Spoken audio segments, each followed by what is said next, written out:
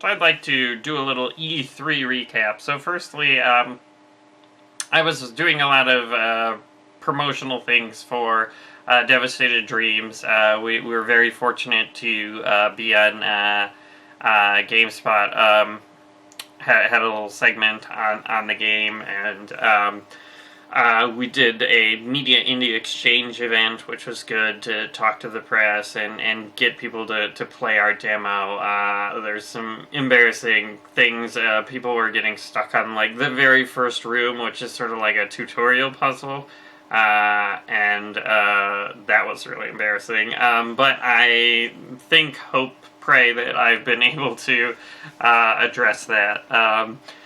So when we launch the demo with the Kickstarter, hopefully no one will run into that problem, because that's a pretty bad game design if people are getting stuck in the very first room. Although I think that's happened to me in a lot of games because I kind of suck. So anyway, one of the main things I wanted to see was like VR and AR and all that stuff, and I didn't get to see very much of it because the lines were super long, and like with the Oculus stuff you were supposed to RSVP with some app that doesn't run on Windows Phone, and I have Windows Phone, and I guess it launched with their press conference or something, and so I waited for a couple hours in the standby and line, and it didn't seem like I was going to get anywhere, so eventually I gave up. I did see the Gear VR demos, and the first one was interesting. It was like a spaceship shooter, but it wasn't like Star Fox when you're on a rail. It was more like Crimson Skies, if you played that. But basically you had the full 360 degree thing. I think they had some Star Fox, like boss fights or something, where you could fly all around and fight Star Wolf, or what was the bad guys that were led by a wolf or something? I don't know. The evil, there were 4 of them, whatever. Anyway, but so the problem was that basically it required moving around in 360 degrees, and they had you in a roller chair, and the Gear VR doesn't have wires, so I was spinning around looking and steering, and firstly, I also played the Morpheus, and I think this is true with both of them, is if you move your head fast, it's gonna blur. And so if your head is a control mechanism and you're like trying to avoid obstacles, like that just seems like a recipe for disaster. And it went very poorly for me because I got really dizzy spinning around trying to steer this ship, and then eventually the person repping the game was like, "Hey, are you okay?" And I'm like, kind of dizzy. She's like, "Yeah, you look kind of dizzy." So I played a different game, which was interesting. It was basically a sort of a Zelda-style game, and they basically created all the levels such that they were in little box sections, sort of like dioramas, kind of like Captain Toad. But I mean, there were like sort of walls around them, and then the VR was basically you looked into the little box, but it was like a third-person sort of Zelda thing. But I mean, like, to me, I don't really see where VR is benefiting, and again, for me, like with like text strings, if they extend too far, like into the periphery, they're sort of out of focus or hard to read. For me personally, on VR, I don't know if this is something everyone has. So it definitely is bad, like, if a game's not really designed for VR, or the VR isn't really adding things, I think it's, basically just opening yourself up to headaches and dizziness. So, I mean, that game wasn't really my thing. In the Sony booth, I was able to RSVP because they took sign-ups there. And I saw there's like a stop talking or everything will explode where you do a bomb defusing thing.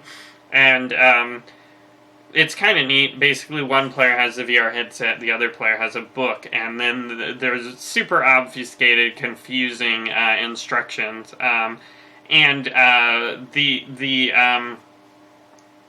the whole thing is that basically you can't really show the bomb to the other person, and so they don't know. You have to describe it, and it's definitely cool. The actual like 3D presence aspect of it, I'm not sure is as essential. I mean, as the not being able to share screens, it almost strikes me as something that I prefer to play.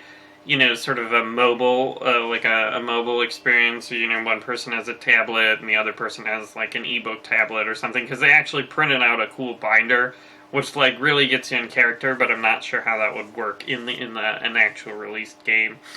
But I mean, basically, I guess if you're using the tablet, then you're on the honor system. Although, I guess you could switch on and off the VR headset too if you're gonna cheat, right? Like if you're gonna cheat, I don't know if you really have to prevent people from cheating in a game that's supposed to be fun. But so I mean, like it didn't seem like like VR was a necessity to the game. I mean, other than just not looking at the screen, which, if you're running on TV would be hard, but like on a tablet, that might be cool. But anyway, I mean, it's certainly an interesting idea, and I can see it as a fun party game. Does it sell me on VR? Maybe not. The other game I saw was kind of worse. It was the Trackmania Turbo, Trackmania something or another. They just announced for like non-VR platforms. They didn't even like do like a cockpit view. It's basically they just put a camera and on top of the car, like you can look down and you can see the hood of the car. But basically they just put the stereo cameras there and you can kind of look around while you drive. But it's just a regular driving game. The problem is, and is there sort of, from what I understand, some of the cardinal sins of VR is sort of like movement that you're not in control of, and so on this game, if you hit the side of the walls, the car sort of spins, which doesn't feel very good to a VR player, at least for me. And I thought I had a pretty strong stomach and pretty good VR legs, but maybe this E3 proved to me that I'm not as good at VR as I thought, or perhaps VR needs more work. But then the other thing that was bad about Trackmania Turbo is that it has a bunch of like loops and crazy swirls. Which again, it's sort of movement you're not in control of, and so you're like flipping around and again, I felt pretty dizzy and not good after playing the demo. And the weird thing is, right, like you hear about these VR demos that are really good. I heard there was a good thing where like you sit down and I forget what it was, but one of the Sony studios just put together like a demo, the Heist or something, and it uses the Move controllers, which was another thing I really wanted to try out, the new VR inputs, but I didn't get a chance to. But I mean, like, if it were me, I would only be demoing VR titles that are awesome, right? Because they had a ton of VR titles. I played 2, but there was like 16 or something different ones, and like I really wanted to try Eve Valkyrie, which I think was in the Morpheus thing, but unfortunately that wasn't randomly selected. I've heard good things about the Eve thing, but yeah, it's weird that they're not, I mean, VR is something that I think it can be something that really turns off people, and so I mean, I don't know, I guess at E3 everyone's just really excited about the potential. I mean, I'm excited about the potential, but the one would think that you would want to make sure the demos don't get people dizzy or feeling bad, and that they really are showing new experiences that you couldn't do without VR. And then, of course, Oculus, I've heard they had some really good demos. I really wanted to try the Insomniac one, but again, I didn't sign up. I also wanted to see the HoloLens because I was really excited about that. That seems really interesting. and I've heard it's magical other than the field of view, which is probably pretty weird, but I don't know. I've also heard maybe you can get used to the field of view, but it didn't matter because they just were using it for this Halo Warzone thing, and basically, like, you had to wait in line all day for that, and I didn't have, like, a free day, nor am I sure that I'd want to spend an entire day in line, when there are so many games to play. However, I spent a lot of time in line, and I didn't get to play very many games. I did get to play Until Dawn, which is the sort of slasher, choose your own adventure sort of game that's being published by Sony. And, I mean, I hate to judge sort of pre-release games or demos, but I didn't really like it.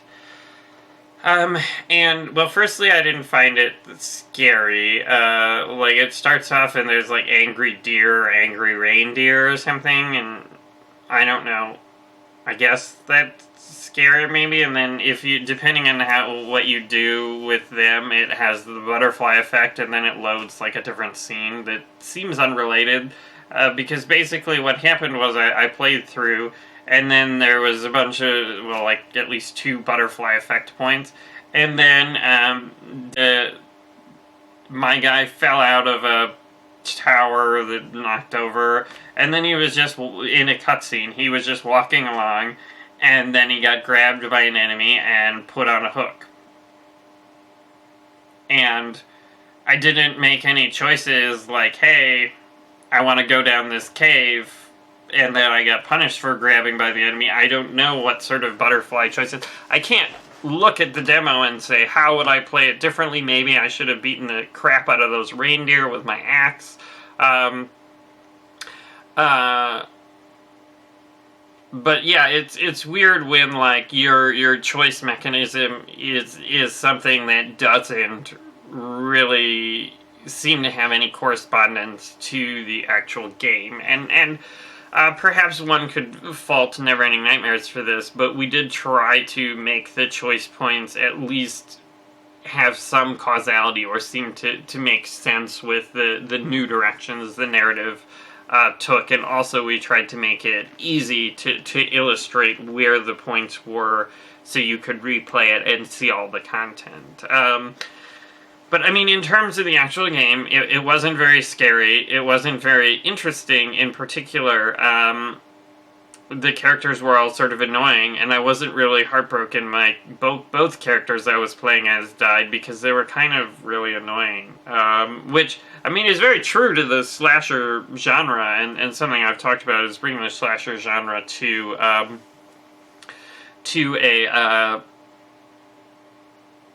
the video game format, but, like, it's kind of sad when you don't care about your characters that they die.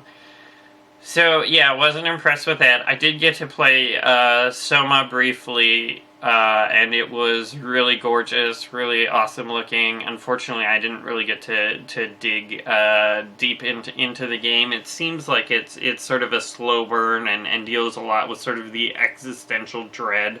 You know, people getting their consciousness transferred into robots, which, you know, is totally up my alley in terms of interest. I'm a huge Philip K. Dick fan, and that's sort of, you know, his bread and butter is, you know, what defines a person, you know, and you know, having people's consciousness transferred into all these weird worlds. So, I mean, it definitely seems like it's going to be awesome. Unfortunately, I mean, all I could confirm from the demo is that it looks amazing, and then I didn't really get to explore the world very much. So yeah, I mean, those are the main games I played. I messed around with Rare Replay a little bit, but Blast Core was not part of the demo. Blast Core is amazing, so if you have an Xbox One, you should totally pick up Rare Replay just for Blast Core, assuming you don't have an N64, but oh man, that game is really creative, and I loved it back when it came out. And of course Rare has a bunch of other cool games, and it's cool to see that they're actually emulating the Xbox 360, which is technically challenging, as I think they mentioned. So it's cool that that's happening, and it'd be cool to use the Xbox One features with all my Xbox 360 games. Anyway, I think that's all I can say about E3 for the moment. But I mean, it is weird that I walked away a little less excited about VR than when I went in. And again, maybe I just saw the wrong demos, but it seems like it's at least to me. I feel like we're a little further away than I thought we were, or we're at least this generation of VR displays and whatnot are going to be sort of bleeding edge rather than sort of cutting edge. And of course, bleeding edge sort of has a negative connotation. It's a little too early, which I mean I think makes sense, right? Like, because you need to get developers and to get the platform out there. But I mean, my worry is that if VR is launching before it's super amazing or before the content is there, people might not give it a second chance. And I mean, I have a 3D TV and I think it's the coolest, but I mean, it's possible that, people were pushing for 3D TVs and all this other stuff, but people didn't have, 3D Blu-ray players or any 3D movies they wanted to watch at home, and of course that never took off on, cable or something, and so it's a tough thing to launch a whole new platform, and like one could say that similar to the Kinect and whatnot. I think the Kinect is something that shows a lot of promise, but the Kinect version 1 on the Xbox 360 had some limitations that were hard to sort of design around in terms of latency and accuracy. And then, people weren't as excited about developing for the Kinect version 2, which seemed more accurate and seemed like it could do more things. And of course, the cost was a big factor. I think in the demise of the Kinect version 2, well, I hope it's not dead, but seems kind of dead. And so I worry that VR might suffer a similar fate, but who knows? I mean, maybe other people are get less dizzy than I, or other people are more forgiving. Certainly, I'm forgiving, and I'm still excited about it. But I'm just a little worried about how it's gonna take off, and I think even Oculus is saying that they're releasing something, but it's not, the end goal of VR. It still needs work. Anyway, thanks for watching.